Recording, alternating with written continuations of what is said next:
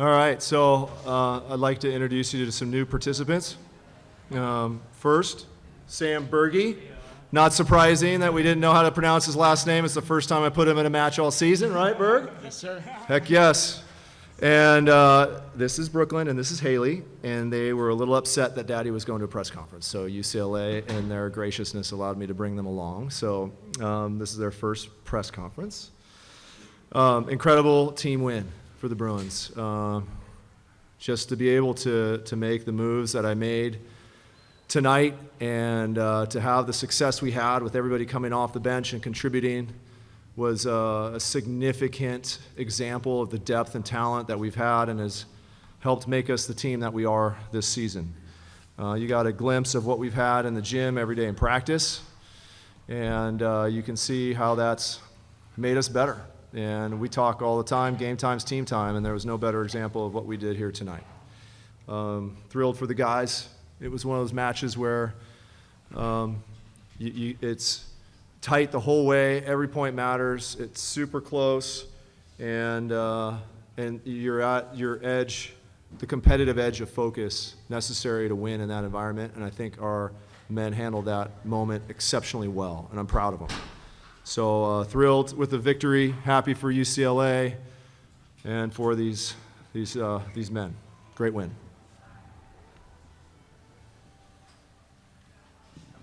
Vinny Lopes off the block. John, can you talk about what made you go with Sam in this moment and insert him into the starting lineup, what you were seeing on the court? I don't know. Wild card. You know, sometimes you in these moments you go with the senior. I've done that throughout the course of my career in big moments. And Berge goes down on the list of big-time performances from guys coming off the bench when it mattered most. And so I had 100% confidence in him to do it. That is a fact. I had no doubts. I wondered this week, you know, gosh, I wonder if it's going to be one of those. And it was one of those. And I was just going to listen, Sam can pass the ball. We were struggling with the 5-to-5 float, which is not unfamiliar territory for me. So we knew the adjustments we needed to make, but ultimately, even when we were making the adjustments, Alex struggled a little bit taking that with his hands. They were struggling to figure out the angle on the seam, and I just went with Berge because I knew he could pass the ball. There's times during this year in the training environment where Berge's been playing libero for us on the second team. Like, he's gotten a ton of passing reps. The guy can pass the ball. And by the way, he's got a great arm.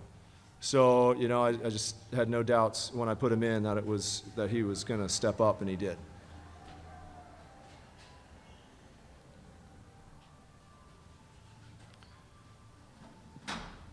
Tukino win with the LA Times. Sam, what was your reaction to getting your number called to go in? I was just fired up. Sorry. I was just a little fired up. You know, kind of just blacked out for a quick second and went and tried to do my thing and just bring my energy and positivity and kind of just try to have a good time on the court. And that's what we did. Merrick, what was your reaction to seeing Sam get this opportunity? He's obviously been working hard all year, and to see him step up here when it mattered the most. Yeah, kind of what Spross said. Like, I know Berge can pass the ball, and he passes well, and even too when, you know, we're in serve and pass and things like that, and every time I serve Berge, he's one of the #1 guys on the team that frustrates me, because when I have a good serve, he always has a pretty good pass. So I was excited that, you know, obviously some guys struggled passing, and I was excited seeing Berge come in because I knew he was going to be able to fill in that role of just being able to pass really good balls. And he not only did that, but he, you know, stepped up and had some pretty incredible serves and some pretty incredible swings and pretty big moments. So I honestly was just super stoked to have Berge out there, and the energy he brought and just the eye contact and everything that he brought onto the court. It relaxed me, I think, in the big moments, and it also, I think, relaxed our other teammates. Actually, Robert Sparrow for volleyballmag.com. Merrick, great blocking performance, 5 block assists and a block, and adding on 7 kills. But you also brought high energy in the middle, especially with Austin Wilmot and Andy Fuller, bringing some really good offense tonight. What upped your game tonight? I think it's very much my mentality of right now it's do or die. And I feel so much love for the team that we have, and I feel so much love for our coaches and just all the hard work that we've put in all year. And I'm going to call a timeout. Can you go back to wherever that was before? Even if it's a little light, we'll just have to speak up a little bit because it's getting some feedback on the lower volume. Okay. All right, time in. Sorry, what was the question? I kind of lost my train of thought. You were really rolling too. I know, gotta I tell know. you. Great blocking performance, adding in offensively, and what brought the higher level of energy for you, especially with the performance of Austin Wilmot and Andy Fuller on the other side of the net. Yeah, like I was saying, it was kind of, I know in this moment it's kind of do or die, and I feel so much love for my teammates and my coaches and just everyone who helps make this UCLA men's volleyball work. And I really have just felt a lot of love this year, and this has been my favorite year of being at UCLA. So no matter what would have happened tonight, I would have been that guy, and I would have brought the energy and, had a smile in my face. And I've tried to do that all season and kind of be the guy that people can lean on and look at if, they're struggling. And I'm just going to be smiling at them and, trying my best to help them out just with my energy and just that aspect of my game that I bring.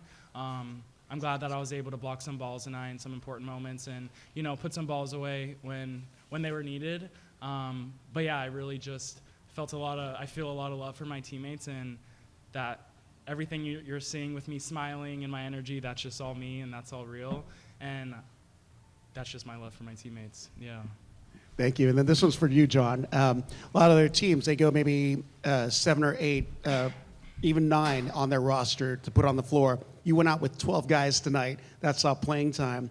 And I know we'd spoken earlier in the season that your goal was to develop a very deep bench. Do you feel like you accomplished that goal? Oh, no question. No question about it. And it isn't just the development. I think it's the talent and the guys willing to come here to UCLA when they know there's talent. In that respect, I felt like this team is old school. I mean, this is as deep a team at UCLA as I've seen since maybe I coached and played here years and years ago. And that depth is what made us great years ago and helped us win a lot of championships. And when players have a choice these days, they can go somewhere where they want to play and start and, have a nice social media following and all that good stuff, and that's part of the game today. There's no question. I think what we like is the depth and players to come here knowing that they're going to have to compete. It's going to make them better. The best version of themselves is going to be created in this gym here at UCLA. I know both these men made that decision, 100%. 100%. I remember the phone call I had with Merrick when we talked about it. And Bergie came here. He was a blue-collar guy that hadn't had a shot yet and yet came here to make a choice to try and take his shot here at UCLA, and he made the most of it today.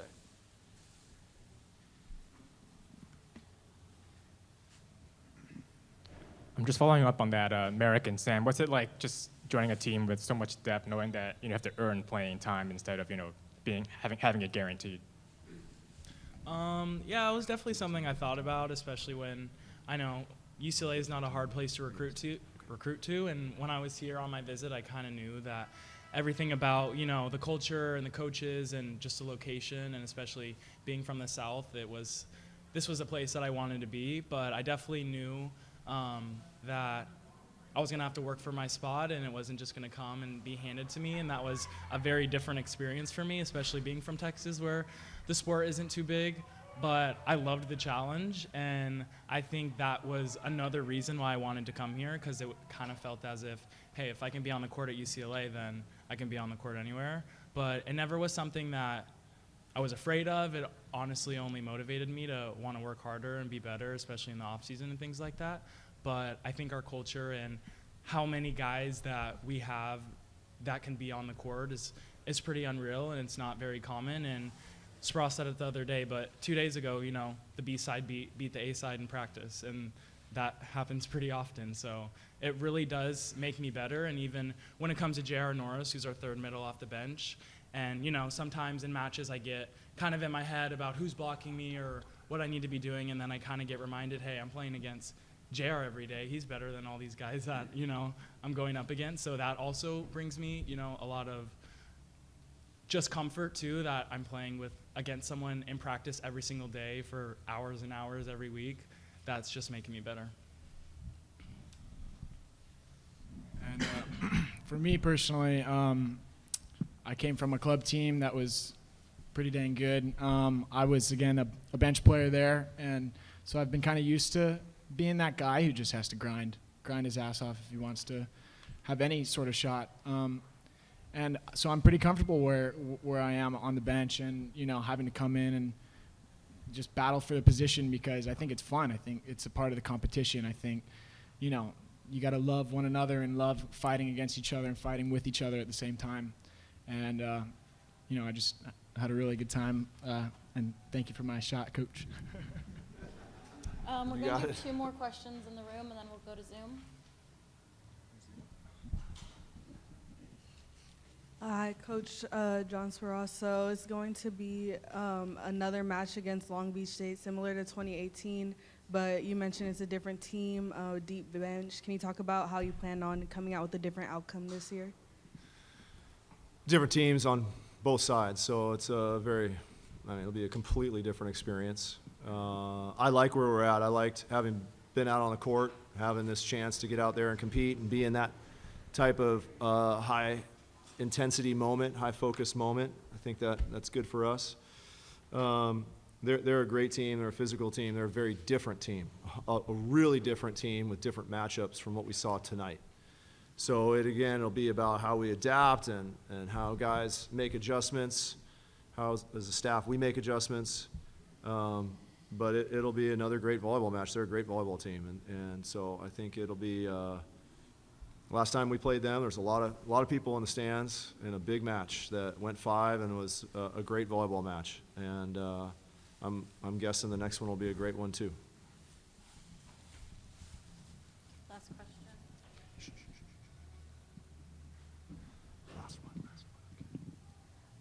For Coach, when you are bringing in just all sorts of different attackers, how much confidence does it give you to change those attackers, but you still have that kind of constant and Miles at that setter position? How much does that make your life easier? Sure.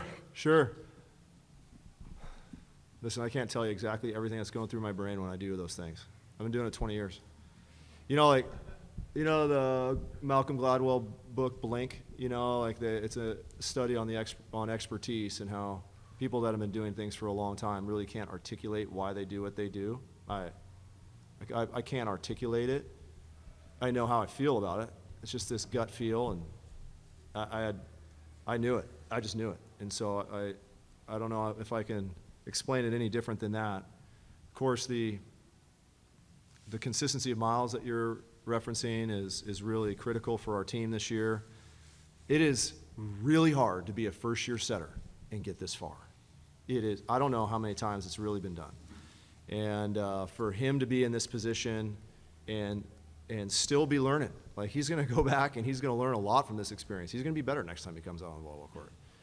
And even the improvements he's made over the last week, I mean, you can see it. And so I'm really confident in his ability to continue to grow and develop. This is just the beginning for him.